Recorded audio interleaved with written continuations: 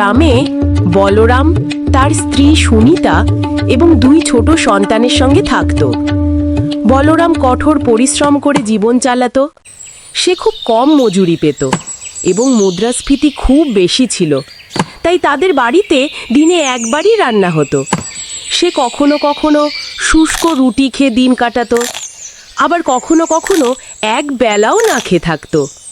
তার সংসার খুবই কষ্টে চলত। পৌষ মাসে শীত ভালোভাবেই পড়া শুরু করে দিয়েছে। ঠান্ডায় রাতে কাঁথা কম্বল মুড়িয়ে শুতে হয়, কিন্তু বলরামের ঘরে সেই কাঁথাটুকুও ছিল না। একদিন শীতের রাতে বলরামের স্ত্রী কাঁদতে কাঁদতে বলল, শীতকাল এসে গেছে। 10 বছর ধরে আমরা এবং বাচ্চারা একই কম্বল ব্যবহার করে শীত কাটিয়েছি, আর এখন সে কম্বলটিও ছিঁড়ে নষ্ট হয়ে গেছে। শীত সহজে মানে না। এইবার তুমি একটা নতুন কম্বল নিয়ে এসো। এখন সেই পুরনো ছেঁড়া কম্বলে ঠান্ডা আটকায় না। বাচ্চাদের ঠান্ডায় কাঁপতে দেখে কান্না আসে। আমার বাচ্চাদের কষ্ট আমার আর সহ্য হয় না। স্ত্রীর এমন হৃদয় বিতরক কান্না দেখে বলরামের খুবই খারাপ লাগে, খুব দুঃখ পায় মনে, আর ভাবে, আমরা এত গরিব না হলেও পারতাম। এরপর স্ত্রীকে বলে, বাচ্চাদের দেখে আমারও কান্না আসে। আমি একজন হতভাগ্য বাবা, যে ঘরে একটা কম্বলও আনতে পারে না। সুনিতা, তুমি তো জানোই আমার দৈনিক উপার্জন দিয়ে আমাদের সংসার চালানোই খুব কঠিন। এমন অবস্থায় আমি কম্বল কোথা থেকে আনব? একটা কম্বলের দাম কমপক্ষে 10 টাকা হবে, আর আমি দিনে খুব কষ্ট করে 1 টাকা উপার্জন করতে পারি। আমার কাছে 5 টাকা আছে। এই 5 টাকা আমি বহু কষ্টে জমিয়েছি। তোমার 5 টাকা হরিয়া কৃষকের কাছে পাওনা আছে। তুমি তার কাছ থেকে 5 টাকা নিয়ে একটা কম্বল কিনে আনো। যেভাবেই হোক কালকে কম্বল নিয়েই আসবে। বলে সুনিতা আর বলরাম ঘুমিয়ে পড়ল। পরদিন সকাল হতেই সুনিতা বলরামকে বারবার করে মনে করিয়ে দিচ্ছে হরিয়ার বাড়িতে যাওয়ার জন্য। শেষমেশ বলরাম তার 5 টাকা নিতে হরিয়ার বাড়িতে যাওয়ার জন্য রওনা হলো। বলরাম প্রায় আধ ঘন্টা হাঁটার পরে হরিয়ার বাড়িতে পৌঁছালো এবং দেখল হরিয়া তার বাড়ির বাইরে দরজায় বসেছিল। বলরামকে তার বাড়িতে আসতে দেখে হরিয়া তাকে বলল, আরে বলরাম ভাই, আজ আমার বাড়িতে আসলে যে? সবকিছু ঠিক আছে তো বলরাম ভাই? হ্যাঁ ভাই, ওপরওয়ালার কৃপায় সব ঠিক আছে। আসলে আমি তোমার কাছে আমার ধার দেওয়া 5 টাকা নিতে এসেছি। আমাকে কম্বল কিনতে হবে। কম্বল ছাড়া রাত কাটানো কঠিন হয়ে পড়েছে। বলরাম ভাই, তোমার কষ্ট আমি বুঝতে পারছি, কিন্তু আমার পরিস্থিতিও ভালো না। এই মুহূর্তে বাড়িতে 1 পয়সা নেই। তুমি তোমার 5 টাকা অন্য কোনো সময় নিয়ে যেও। ঠিক সেই সময় হরিয়ার স্ত্রী শিউলি এলেন এবং বললেন, তুমি বলরাম ভাইকে টাকা দিচ্ছ না কেন? এমন শীতল রাতে কম্বল ছাড়া তারা কিভাবে দিন কাটাবে? বলরাম ভাই, আমার কাছে 3 টাকা আছে, তুমি এগুলো নিয়ে নাও। বাকি 2 টাকা আমরা তোমাকে পরে দিয়ে দেব। আপাতত এই টাকা নিয়েই তোমার সমস্যা মিটাও ভাই। বুঝি তো আমাদেরও সমস্যা চলছে। কিছু মনে করো না ভাই, তোমার টাকা জলদি পরিশোধ করে দিব আমরা। এ কথা শুনে বলরাম 3 টাকা নিয়েই হরিয়ার বাড়ি থেকে বিদায় নিল। বলরাম 8 টাকা নিয়ে এক বনিয়ার দোকানে কম্বল কিনতে গেল। বনিয়া বলরামকে অনেক কম্বল দেখালো, কিন্তু কোনো কম্বলই 10 টাকার নিচে ছিল না। ব্যাপারী ভাই, আমার কাছে মাত্র 8 টাকা আছে। আমাকে যে কোনো একটা সস্তা কম্বল দেখান। আরে ভাই, 10 টাকার নিচে কোনো কম্বল নেই। বর্তমানে এত কমে কেউ দেবে না কম্বল, আমিই দিচ্ছি। ভাই, আপনি আমাকে এই 10 টাকার কম্বলটা দিন। আমি আপনাকে 2 টাকা 2-4 দিনের মধ্যে দিয়ে দেব। আমরা এমন কঙ্গালদের ধার দিই না। কে পিছনে পিছনে ঘুরবে? যাও, তোমার রাস্তা দেখো। 1 ঘন্টা নষ্ট করে দিলে। হ্যাঁ, পকেটে 8 টাকা নিয়ে 10 টাকার কম্বল কিনতে এসেছে। মামা বাড়ির আবদার পেয়েছে। যাও যাও, দূর হও তো, সময় নষ্ট করো না আমার। বেচারা বলরাম ব্যাপারীর কথা শুনে নিরাশ হয়ে বাড়ির দিকে রওনা হলো। পথে সে ভাবতে লাগলো, কি আশ্চর্য কথা! আমি সারা দিন কাজ করি, তারপরেও ঘরে কোনো আরামের ব্যবস্থা নেই। গ্রীষ্মকালে গরমে কষ্ট পাই, আর শীতকালে ঠান্ডায় কষ্ট পাই, এবং পেট ভরে খাবারও কখনো জোটে না। এমন জীবন যাপন করে কি লাভ, যখন আমি আমার সন্তানদের সুখ দিতে পারি না? বেচারি সুনিতা বাড়ি থেকে বের হওয়ার সময় বলেছিল যে কম্বল অবশ্যই নিয়ে আসতে। এখন আমি তাকে কি জবাব দেব? বেচারি আমার জন্য কত দুর্ভোগ পোহাচ্ছে। এখন আমি কি করব? কোথায় যাব? তখনই বলরাম ঠান্ডায় কাঁপতে থাকা এক বৃদ্ধ লোককে দেখতে পেল, যে গভীর চিন্তায় মগ্ন হয়ে আকাশের দিকে তাকিয়েছিলেন। সেই বৃদ্ধ লোকটিকে দেখে মনে হচ্ছিল যে তিনি খুব বড় বিপদে আছেন, কিন্তু বলরাম তাকে দেখে এগিয়ে গেল। কিছুদূর যাওয়ার পর বলরাম ভাবতে লাগল, আমি কতটা নির্দয়, বেচারা সে বৃদ্ধকে ঠান্ডায় কাঁপতে ফেলে এলাম। হয়তো সে বৃদ্ধ ঠান্ডায় মারাও যেতে পারে, কে জানে সে কিছু খেয়েছে কিনা। যদি আমি তাকে এই অবস্থায় ছেড়ে যাই, তবে কতটা খারাপ হবে। আমার তার সাহায্য করা উচিত। তারপর বলরাম সেই বৃদ্ধের কাছে ফিরে গেল। সেই লোকটিকে ঠান্ডায় কাঁপতে দেখে বলরামের দয়া হল। তারপর সে লোকটিকে বলল, বাবা, আপনি এত ঠান্ডায় এখানে কেন বসে আছেন? আপনার কি কোনো সাহায্যের প্রয়োজন? সাহায্য তো আমার চাই, কিন্তু তুমি আমার কি সাহায্য করবে? তোমার কাপড় চোপড়ই তোমার অবস্থা বলে দিচ্ছে।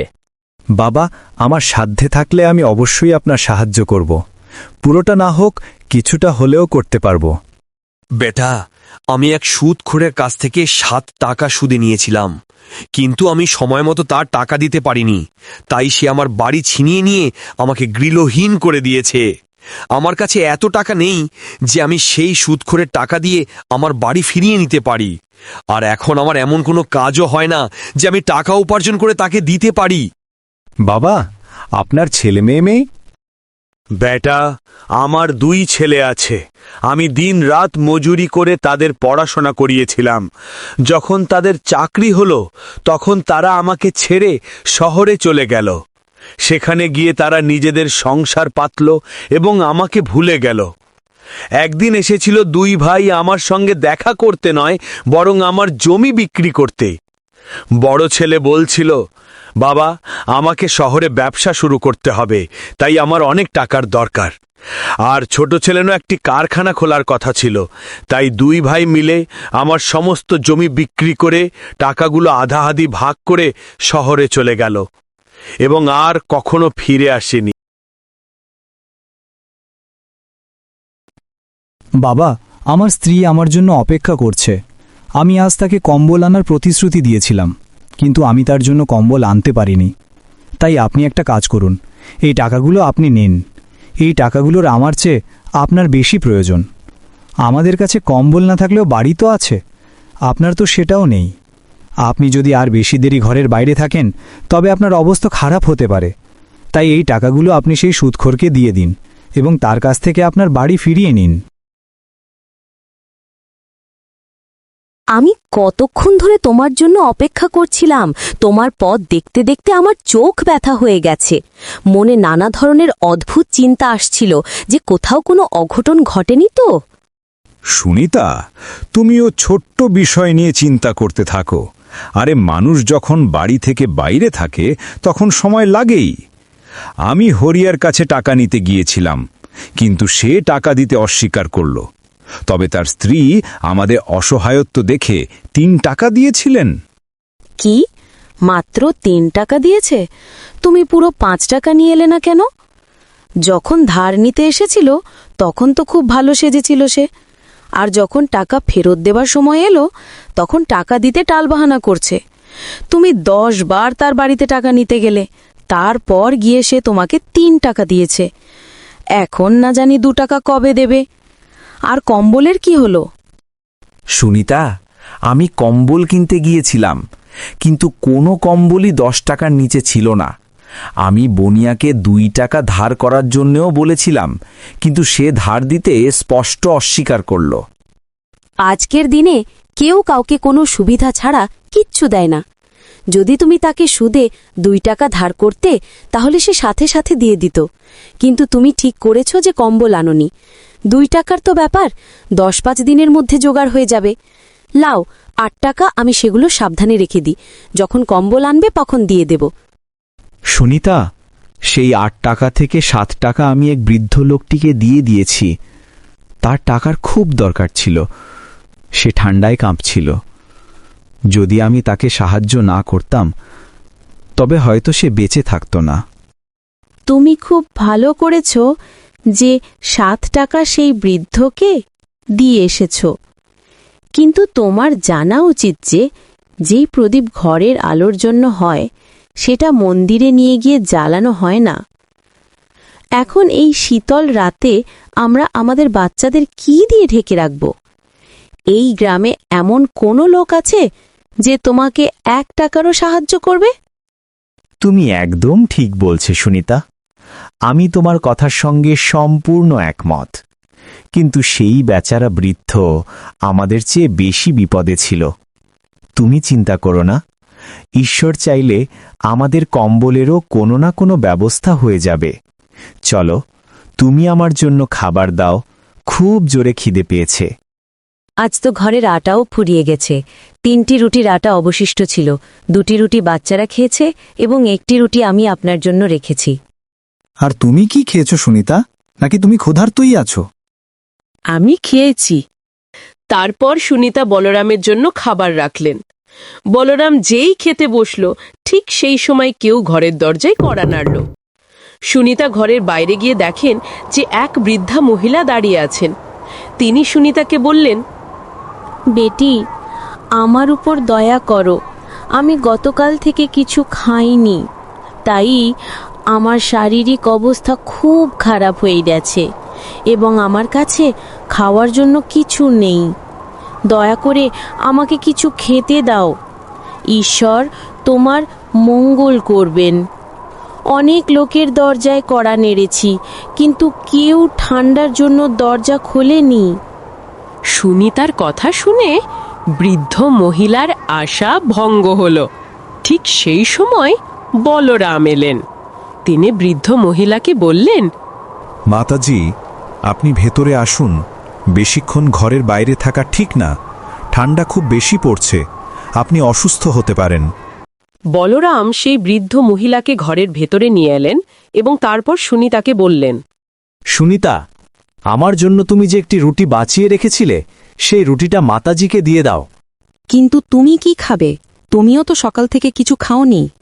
সুনিতা, সেই রুটির প্রয়োজন আমার চেয়ে মাতাজির বেশি, কারণ ইনি আমার চেয়ে বেশি ক্ষুধার্ত। তাই এই রুটি মাতাজিকে দিয়ে দাও। তারপর সুনিতা সেই রুটিটি বৃদ্ধ মহিলাকে দিয়ে দিলেন।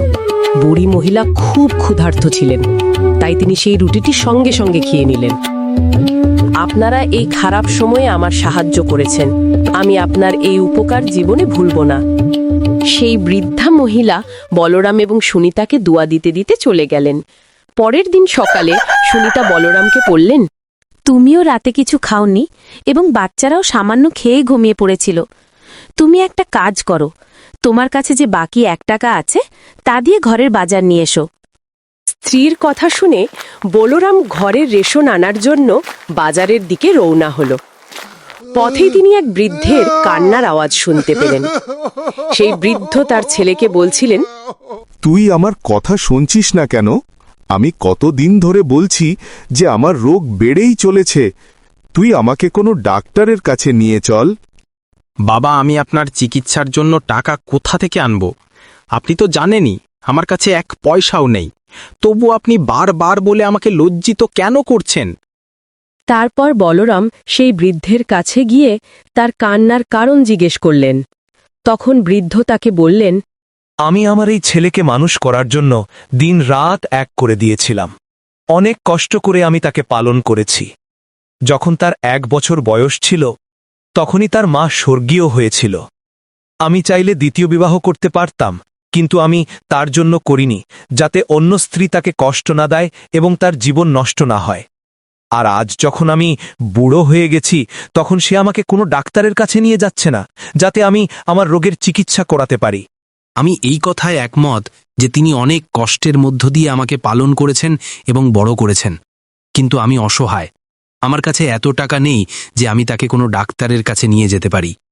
বলরাম দুই বাপ বেটার কথা শুনে চিন্তিত হলেন এবং তারপর তিনি তার সেই 1 টাকা যা দিয়ে তিনি ঘরের রেশন আনতে যাচ্ছিলেন বৃদ্ধের ছেলেকে দিয়ে দিলেন। এই 1 টাকার আমারও খুব প্রয়োজন, কারণ আমার বাচ্চারা খুব ক্ষুধার্ত, এবং এই 1 টাকা দিয়ে আমি ঘরের রেশন আনতে যাচ্ছিলাম, যাতে আমি আমার পরিবারের পেট ভরাতে পারি। কিন্তু যদি আপনার বাবাকে সময়মতো চিকিৎসা না করানো হয়, তবে তার জীবন বিপন্ন। এই 1 টাকা দিয়ে আপনি আপনার বাবার চিকিৎসা করান। সেই যুবক বলরামের এই ভালো কাজে বিশ্বাস করতে পারছিল না যে সে নিজের সমস্যা সত্ত্বেও তাদের সাহায্য করেছেন। সে চেয়েছিল যে সে বলরামের পায়ে লুটিয়ে পড়ুক, কিন্তু বলরাম তাকে এমনটা করতে বাধা দিলেন এবং বলতে লাগলেন, আমার ভাই, তোমার বাবার চিকিৎসা ভালোভাবে করাও এবং এখন সব সময় তার খেয়াল রেখো। এরপর সেই দুই বাপ বেটা বলরামকে দোয়া দিতে দিতে চলে গেলেন। তাদের চলে যাওয়ার পর বলরাম নানা চিন্তায় মগ্ন হয়ে গেলেন। বেচারা খুব অবাক এবং বিচলিত ছিলেন। তাই তিনি ভাবতে লাগলেন, বাড়ি গিয়ে সুনিতাকে কি জবাব দেব? বাচ্চারা ক্ষুধার্ত, আমার জন্য অপেক্ষা করছে যে বাবা রেশন নিয়ে আসছেন। আমি এখন তাদের সামনে কোন মুখে যাব? যদি সেই যুবককে সাহায্য না করতাম, তবে তার বৃদ্ধ বাবার রোগের কারণে মারাও যেতে পারত। এখন আমি কাউকে কষ্টেও দেখতে পারি না। কিন্তু এই দুনিয়ায় অনেক লোক কষ্টে আছে, তাহলে কি আমি সবার সাহায্য করতে থাকব? নিজের কষ্টের চেয়েও কি বড় কোনো কষ্ট হতে পারে? বলরামের মনে অগণিত চিন্তা আসছিল। কিছুক্ষণ পর তিনি নিজের বাড়ির দিকে চললেন, কিন্তু ক্ষুধার কারণে তিনি হাঁটতেও পারছিলেন না। তবুও তিনি বাড়ি যেতে বাধ্য ছিলেন। কোনো মতে ধুঁকতে ধুঁকতে তিনি নিজের বাড়িতে দরজায় কড়া নাড়লেন। তার স্ত্রী ও সন্তানেরা এই অপেক্ষাতেই ছিল। তাই তার স্ত্রী তাড়াতাড়ি দরজা খুলে দিলেন। তার স্ত্রীর মুখে আনন্দ স্পষ্ট বোঝা যাচ্ছিল, কিন্তু যখন তিনি তার স্বামীর মুখে বিষণ্ণতা এবং হাত খালি দেখলেন, তখন সুনিতার আনন্দ এক মুহূর্তে উধাও হয়ে গেল। সুনিতা বলরামকে বলতে লাগলেন, কি হলো? তুমি তো ঘরের বাজার আনতে গিয়েছিলে, তাহলে খালি হাতে ফিরে এলে কেন? সুনিতা, এক লোকের চিকিৎসার খুব প্রয়োজন ছিল, কিন্তু তার কাছে টাকা ছিল না যার দ্বারা সে নিজের চিকিৎসা করাতে পারে। আমি তার কষ্ট দেখতে পারলাম না, তাই আমি সেই 1 টাকাটা সেই লোকটিকে দিয়ে দিলাম। তোমাকে তো শুধু অন্য লোকেদের কষ্টই দেখা যায়।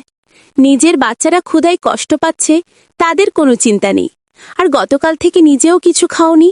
অন্যদের বিপদে দেখে তাদের সাহায্য করতে থাকো, কিন্তু জানি না কেন নিজের বাচ্চাদের প্রতি তোমার দয়া হয় না। কেন তাদের কষ্ট দেখতে পাও না?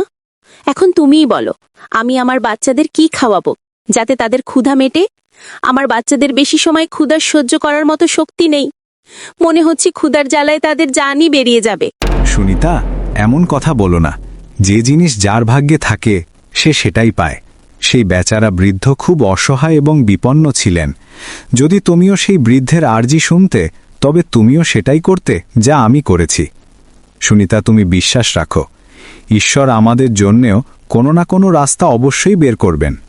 তুমি একটা কাজ করো, আমার এই সোনার আংটি স্বর্ণকারের কাছে বন্ধক রেখে কিছু টাকা নিয়ে এসো। যখন আমাদের কাছে টাকা হবে, তখন আমরা স্বর্ণকারের কাছ থেকে আংটি ফিরিয়ে নেব। তারপর বলরাম নিজের স্ত্রীর কাছ থেকে আংটি নিলেন।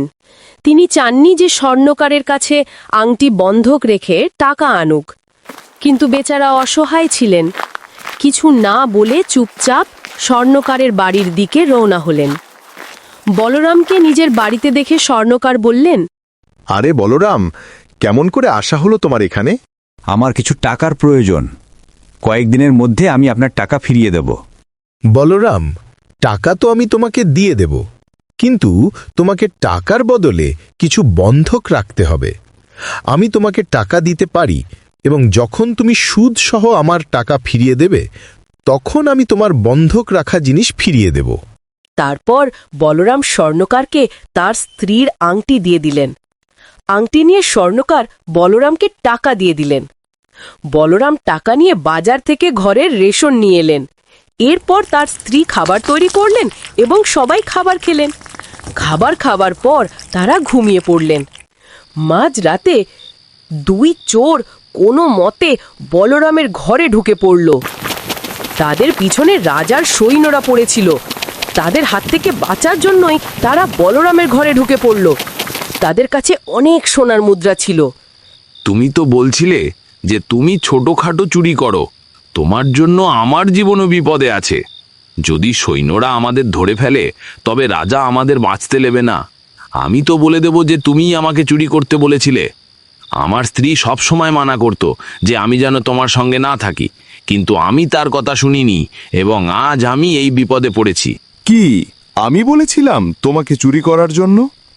আরে তুমি তো রোজ আমাকে বলতে যে আমাকে তোমার সাথে নিয়ে চলো।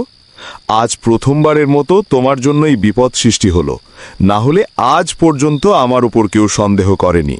ভাই, আমি তোমার হাত জোর করছি, যে কোনো উপায়ে এই সমস্যা থেকে বের হওয়ার কোনো রাস্তা ভাবো।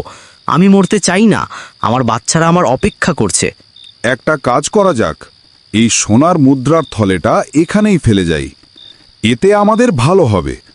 যদি বেঁচে থাকি তবে আরও টাকা উপার্জন করব, যদি ধরা পড়ি তবে খুব খারাপ হবে। তারপর সেই দুই চোর সোনার মুদ্রায় ভরা থলেটি বলরামের ঘরেই ফেলে দিয়ে চলে গেল। সকালে যখন বলরাম এবং তার স্ত্রী ঘুম থেকে উঠলেন, তখন দেখেন যে একটি থলে রাখা আছে। সুনিতা যখন সেই থলেটি খুলল, তখন সোনার মুদ্রা দেখে তার বেহুশ হবার উপক্রম। মনে হচ্ছে এই সব ঈশ্বরের মেহেরবানি। তিনি আমাদের সমস্যা দেখে এই মুদ্রাগুলো আমাদের ঘরে রেখেছেন। এই জন্য ঈশ্বর এইভাবে ঘরের মধ্যে স্বর্ণমুদ্রা রেখে যাবে না সুনিতা। আমাদের খুঁজে বের করতে হবে এটি কার। আমরা তো এর মালিক না, এটি খরচ করা আমাদের উচিত হবে না, এটির আসল মালিকের কাছে দিতে হবে। কেন খামোখা এমন করছো বলো তো? আমাদের ঘরে আছে মানে এটি আমাদের। তুমি এটি খরচ করো স্বামী। সুনিতা, জেদ করো না, হতেও পারে এটি আমাদের পরীক্ষা। লোভ করো না তুমি। এখান থেকে একটি সোনার মুদ্রাও যাতে এদিক সেদিক না হয়। আমি দেখছি কি করা যায়, তুমি এগুলো সাবধানে রাখো। দুপুরের দিকে গ্রামে একদল রাজার লোক টাকা নিখোঁজ হওয়ার ঘোষণা করলেন। এই ঘোষণা শোনার পরে বলরাম তার কাছে থাকা সোনার মুদ্রা নিয়ে যায় রাজার কাছে। রাজা তাকে পুরস্কার দিতে চাইলে সে নাকচ করে দেন এবং বলেন, জাহাপনা, আমাকে পুরস্কার না দিয়ে সাহায্য করেন, এতে আমি আর আমার পরিবার ভালোভাবে বাঁচতে পারব।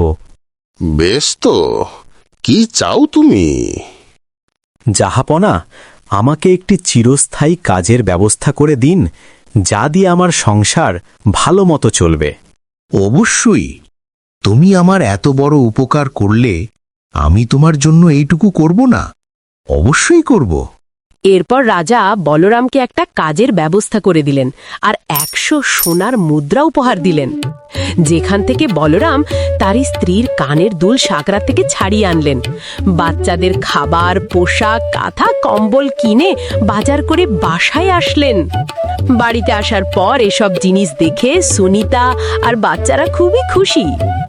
এরপর বলরাম রাজার দেওয়া কাজ করে আস্তে আস্তে সংসারের উন্নতি করতে লাগলো। সবাই হাসি আনন্দে দিন পার করতে লাগলো। বন্ধুরা, কার্টুনটা যদি ভালো লেগে থাকে তাহলে এক্ষুনি একটা লাইক দাও আর নতুন ভিডিও দেখতে সাবস্ক্রাইব করে পাশে থাকো।